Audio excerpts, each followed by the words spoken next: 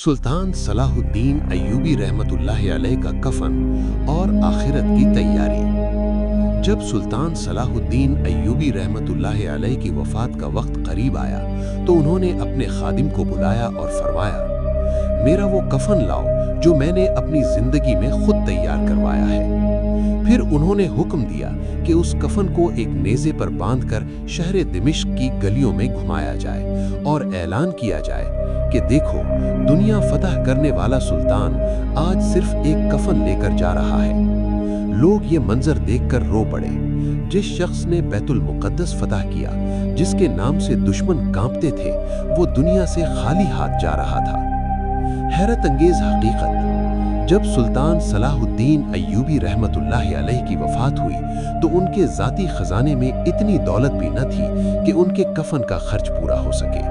उनकी सारी जिंदगी जिहाद, अदल और खिदमत दीन में गुजर गई। किस्से का सबक, असल कामयाबी फतूहात नहीं, आखिरत की तैयारी है। दुनिया का माल हमेशा साथ नहीं जाता। अल्लाह के नेक बंदे आजिज़ी में अजीम होते हैं। सुल्तान सलाहुद्दीन अय्यूबी रहमतुल्लाह अलैह तारीख के वो सुल्तान हैं जिन्होंने हमें जीना भी सिखाया और मरना भी। ऐसी ही हज़रत खालिद बिन वलीद रज़ी अल्लाह अन्हु का ताल्लुक़ कुरैश की मुअज़्ज़ज़ कबीला बनु मखज़ूम से था। आप रज़ी अल्लाह अन्हु मक्का मुकर्रमा में पैदा हुए। जंगी महारत, बहादुरी और क़यादत आपको वरासत में मिली थी। इस्लाम से पहले भी आप अरब के नामवर जर्नैल समझे जाते थे।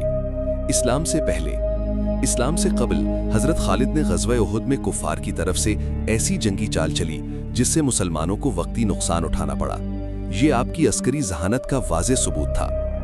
कबूल इस्लाम, सन 7 हिजरी में हज़रत खालिद ने हक़ को पहचान लिया और मदीना मुनव्वरा आकर रसूलुल्लाह सल्लल्लाहु अलैहि वसल्लम के दस्ते मुबारक पर इस्लाम कबूल किया। नबी करीम सल्लल्लाहु अलैहि वसल्लम ने फरमाया, खालिद अल्लाह की तलवारों में से एक तलवार है। उसी दिन से आपको सैफुल्लाह का लक़ब मिला। इस्लाम के बाद कारनामे। इस्लाम कबूल करने के बाद हज़रत खालिद ने अपनी पूरी क़ुव्वत इस्लाम के दिफा के लिए वक्फ कर दी। नुमाया जंगें। ग़ज़वा मौता 8 हिजरी, 3 कमांडों की शहादत के बाद हज़रत खालिद ने क़यादत संभाली और गैर मामूली हिकमत अमली से लश्कर को महफूज वापस लाए। इसी मौके पर आपको सैफुल्लाह कहा गया। फ़तह मक्का, आपने इंतहाई नज़्म व ज़ब्त के साथ कुफ़ार के मुज़ाहिम गुरूहों को शिकस्त दी। ग़ज़वा हुनैन, ताइफ, तबूक, फित्ना इर्तिदाद के खिलाफ जंगें, जंग यरमूक, ये तारीख़ की अजीम तरीन जंगों में से एक है जहां हज़रत खालिद की क़यादत ने रूमी सल्तनत को फैसला कुन शिकस्त दी। अहद खिलाफत में किरदार, हज़रत अबू बकर सिद्दीक़ और हज़रत उमर फ़ारूक़ रज़ी अल्लाह अन्हु के दौर में भी आपने इस्लाम के लिए बेमिसाल खिदमत अंजाम दी।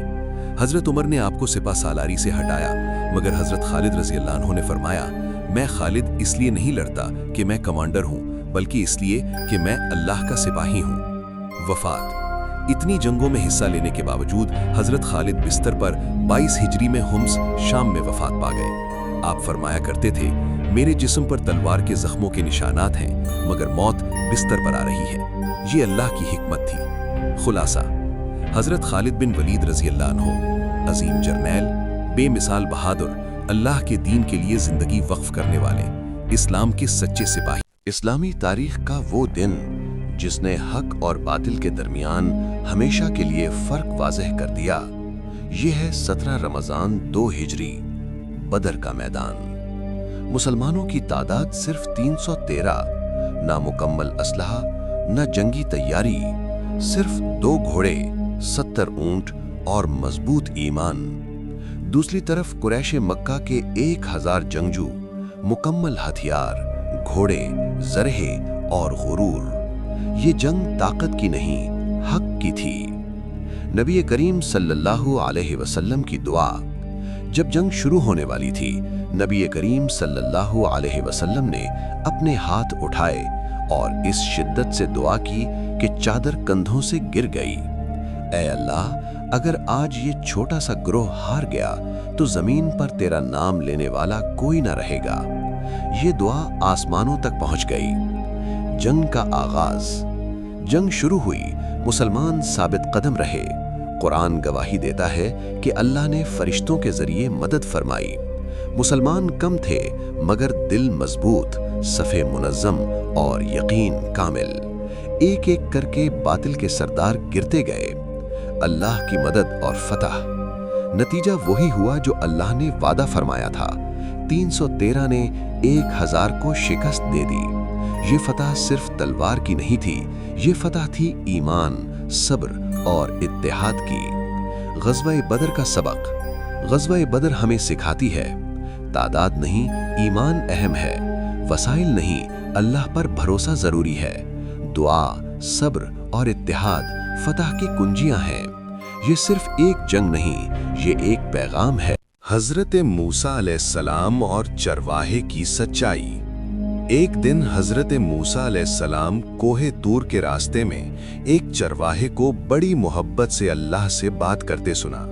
وہ کہہ رہا تھا، اے میرے رب، اگر تو میرے پاس ہوتا تو میں تیرے لیے دودھ دوہتا، تیرے کپڑے دھوتا، تیرے بالوں میں کنگھی کرتا، تیرے پاؤں دباتا، میں تو تیرا خادم بن کر رہتا۔ حضرت موسیٰ علیہ السلام نے یہ سن کر کہا، اے چرواہے، اللہ اس طرح کی باتوں سے پاک ہے، تم گستاخی کر رہے ہو، ایسی باتیں مت کرو۔ یہ سن کر چرواہا روتا ہوا بھاگ گیا۔ اسی وقت اللہ تعالیٰ نے حضرت موسیٰ علیہ السلام کو وحی فرمائی، اے موسیٰ، تم نے میرے بندے کو مجھ سے دور کیوں کیا؟ وہ اپنے انداز میں مجھ سے محبت کا اظہار کر رہا تھا۔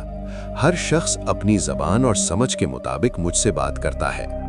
حضرت موسیٰ علیہ السلام فوراً چرواہے کے پیچھے گئے اور اسے واپس بلا کر فرمایا، جو تم دل سے کہہ رہے تھے وہی کہتے رہو، اللہ تمہارے جذبے کو پسند کرتا ہے۔ چرواہے کی آنکھوں میں خوشی کے آنسو آ گئے۔ سبق: اللہ دل کی نیت دیکھتا ہے، الفاظ کی نہیں۔ محبت اور اخلاص ہی اصل عبادت ہے۔ کسی کی سادہ ایمانداری کا مذاق نہیں اڑانا چاہیے۔ قوم داؤد دراصل بنی اسرائیل ہی تھی جنہیں اللہ تعالیٰ نے حضرت موسیٰ کے ذریعے فرعون کے ظلم سے نجات دی۔ بعد میں یہ قوم مختلف آزمائشوں اور فتوحات کے مراحل سے گزری، یہاں تک کہ حضرت داؤد کو اللہ نے ان کا بادشاہ اور نبی مقرر فرمایا۔ حضرت داؤد علیہ السلام کا تعارف۔ حضرت داؤد علیہ السلام اللہ کے برگزیدہ نبی اور عظیم بادشاہ تھے۔ آپ کو اللہ تعالیٰ نے نبوت، بادشاہت، زبور یعنی آسمانی کتاب، عدل و انصاف، شجاعت اور حکمت سب عطا فرمائیں۔ جالوت کا مقابلہ۔ حضرت داؤد کا سب سے مشہور واقعہ جالوت کا قتل ہے۔ جالوت ایک طاقتور اور ظالم بادشاہ تھا جس کے مقابلے میں بنی اسرائیل خوفزدہ تھے۔ حضرت داؤد علیہ السلام نے اللہ پر کامل یقین کے ساتھ معمولی اسلحے سے جالوت کو شکست دی۔ یہ فتح بنی اسرائیل کے لیے نئی طاقت اور حوصلے کا سبب بنی۔ قوم داؤد کا عروج۔ جالوت کی ہلاکت کے بعد حضرت داؤد علیہ السلام کو بادشاہ بنایا گیا۔ بنی اسرائیل کو سیاسی اور فوجی طاقت ملی۔ یروشلم یعنی بیت المقدس کو دارالحکومت بنایا گیا۔ عدل و انصاف پر مبنی حکومت قائم ہوئی۔ حضرت داؤد علیہ السلام کی حکومت کی خصوصیات: انصاف سب کے لیے برابر، مظلوم کی مدد، اللہ کی عبادت اور ذکر، زبور کی تلاوت میں خوش الحانی، حلال روزی۔ آپ علیہ السلام لوہے سے زرہیں بنا کر کماتے تھے۔ قوم کا زوال۔ حضرت داؤد علیہ السلام کے بعد حضرت سلیمان آئے جن کے دور میں سلطنت مزید مضبوط ہوئی، لیکن بعد کے زمانوں میں قوم نے اللہ کے احکام سے روگردانی کی، ظلم اور نافرمانی عام ہوئی، نتیجتاً اللہ کا عذاب آیا اور سلطنت کمزور ہو گئی۔ سبق: قوم داؤد کی تاریخ ہمیں یہ سکھاتی ہے کہ طاقت اللہ کے ہاتھ میں ہے۔ ایمان اور صبر سے کمزور بھی غالب آ جاتا ہے۔ عدل و انصاف قوموں کو عروج دیتا ہے، نافرمانی زوال کا سبب بنتی ہے۔ پہلا ایٹامک بم انسانی اتہاس کا ایک ایسا پل تھا جس نے دنیا کی پالیٹکس، لڑائیوں اور پاور بیلنس کو ہمیشہ کے لیے بدل دیا۔ نیوکلیئر ہتھیاروں کا آوشکار 20ویں صدی کا سب سے بڑا سائنٹیفک اور ملٹری ایکسپیریمنٹ مانا جاتا ہے۔ بیک گراؤنڈ: دوسرے ورلڈ وار کے دوران جرمنی، جاپان اور یونائٹڈ اسٹیٹس سمیت کئی بڑے دیش سب سے ایڈوانسڈ ہتھیار بنانے کی ریس میں تھے۔ جب سائنٹسٹس کو احساس ہوا کہ یورینیم ایٹم کو توڑ کر بہت زیادہ انرجی بنائی جا سکتی ہے، تو یونائٹڈ اسٹیٹس نے چپکے سے ایک بڑے پروجیکٹ پر کام شروع کر دیا، مینہٹن پروجیکٹ۔ یہ ایک ٹاپ سیکرٹ امریکن پروگرام تھا جو 1942 میں شروع ہوا تھا۔ اس میں ہزاروں سائنٹسٹ شامل تھے، جن میں سے کچھ ہیں جولیس رابرٹ اوپن ہائمر، ایٹامک بم کے جنک، انریکو فرمی، रिचर्ड फाइनमैन। इसी प्रोजेक्ट के तहत दुनिया का पहला एटॉमिक बम बनाया गया था।